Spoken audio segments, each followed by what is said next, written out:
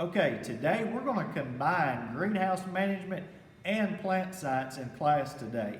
We're going to talk to both of you guys about bees, about honeybees. Now, one thing that's really cool about what we've got going on here at Richland is we have the ability to have honeybees. And I know that we haven't got them on campus yet or near enough by that we can really mess with them yet. But we're going to start today with some instruction on beehive components. Now, the reason that I want to kind of take a sidebar from what we've been talking about and go into this is because right now is key time to get kicked up in your beekeeping production.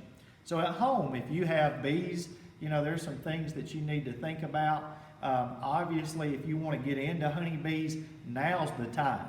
So that's why we're kind of taking a little sidebar here and want to touch on honeybees. Now, the scary thing about our honeybee population right now is we are very much lacking with pollinators. So I'm talking about anything that's going to pollinate plants. We're talking about your average plants just out in the wildflowers. We're also talking about crops. And let me tell you why this matters. Right now, nearby, over the last week, we've had various farmers putting seed in the ground. Now, the scary thing is, if there's not stuff to pollinate, those things that require insects or bugs to pollinate, if it's not a wind-blown type pollination, but rather insects, then we're going to have those pollinators, okay? And there's a lot of people out here struggling with production in their garden. And part of that reason, we're killing off all our insects. So maybe you need to think about that next time you go to squish a bee or put some kind of poison out, insecticide or whatever. We've really got to think about this. Now, we're going to start today with just a few. This is not a complete hive sitting in front of me, but just a few components to keep our video concise and where you guys, not give you too much information at once. But these are some of the basic components of a beehive. Now, are some that we purchased from an Amish man over in Lawrence County. And we bought most all of our beehive stuff from this guy. He does a really good job and also has some very affordable prices. But the key thing that you want to start out with is something to set the hive on. When this thing gets full of honey and bees, we're talking about a few 100 pounds. It's not something that we're just going to be able to go willy-nilly lift up and tote somewhere, which is another reason that our beehives are not sitting out here right now, is because guess what? We've got to have people to move them, and that takes some time as well. But this is your basic beehive stand. Now, I like these for most practical purposes. It doesn't mean that I have to keep it near other beehives. I can kind of put it where I want.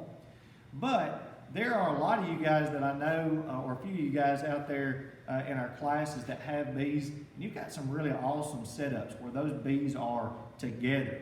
The thing I want us to think about and why maybe that's not best for every situation, maybe best for yours, but maybe not best for every situation, is, again, if my hive here gets some kind of disease and I need to separate them, if I have it tied to other beehives maybe on one pole, well then I kind of am locked in and it's maybe hard to move.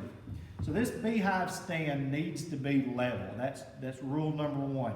It needs to be level. And it needs to be sturdy. And I can tell you from some past experience, you don't want to have this thing wobbly. You barely nudge this thing and this thing comes over, they're going to come eat your lunch. So we've got a good sturdy beehive. Also notice that it is painted. And you make sure that you paint it with the right type of paint lookup. There's great information online about using paint, but make sure that it's an outdoor paint. And you're going to see various beehives painted different colors. I like to stick to white, but that's just a personal preference. So you'll see some folks out there that like to do different things.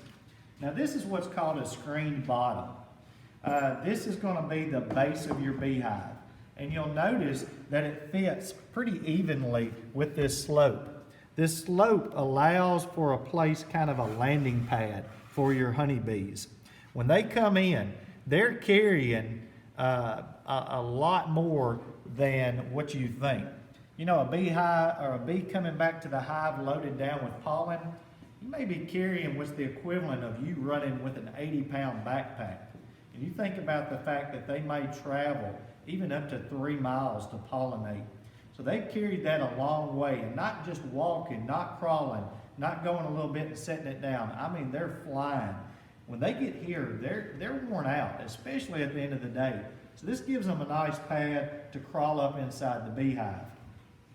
Another thing that you're going to notice are these little grooves along the side. Now, the one thing that I really like about these is during the winter, I need to cut off airflow.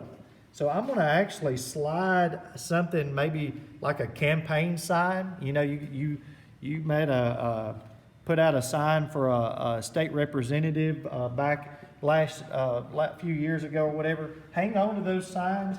You can slide that in here, and that's going to keep some of that cool air from working up. During the summer, you pull that out, allows for some nice ventilation on those hot days for your bees.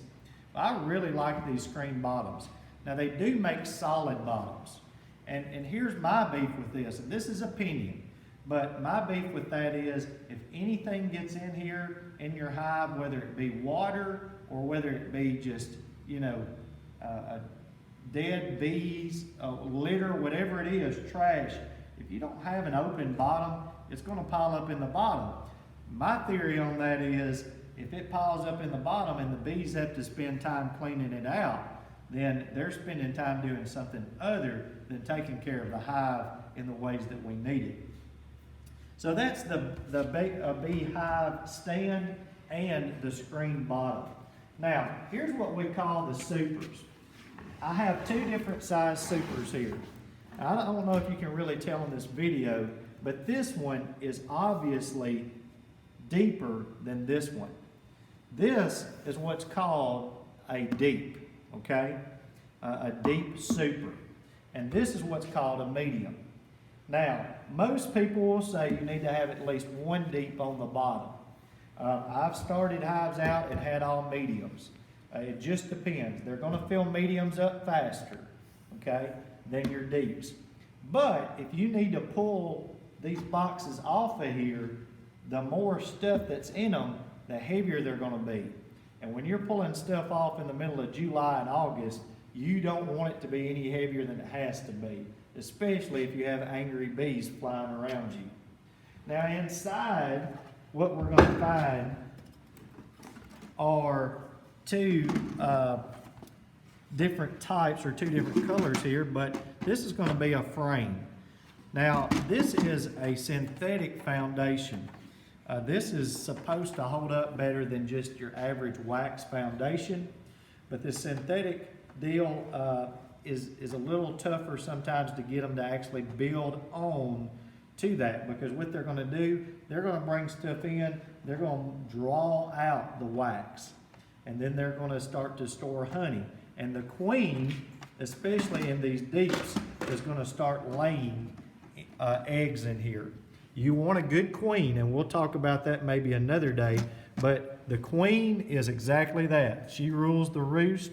Everybody revolves around her. If your queen dies, your hive dies. So you want to keep that queen in good shape and take care of her.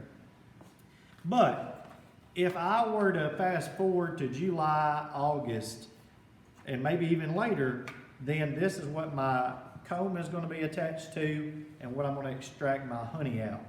Now, I like to use 10 frame equipment. And even when you're buying your bases and your screen bottoms, you need to make sure that you buy it all to fit the same equipment, because there is such thing as an 8-frame box.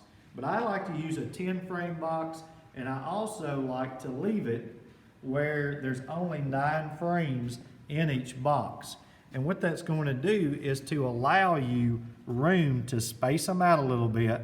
It's also going to make life easier when you have to cut that wax off and extract the honey. Now, again, this isn't all the components. We're going to have to talk in a later video about an inner cover and a cover, and we'll talk a little bit more about the queen and the different types of bees.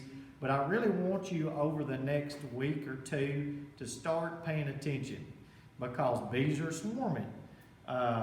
So what they're doing is they're hatching off new queens, they're separating themselves and going out and starting a new colony. But also I want you to think about when you're out in the yard playing, if you see that bee, think twice before you smush it, because that bee could be the difference between us eating and us not. And we'll see you tomorrow.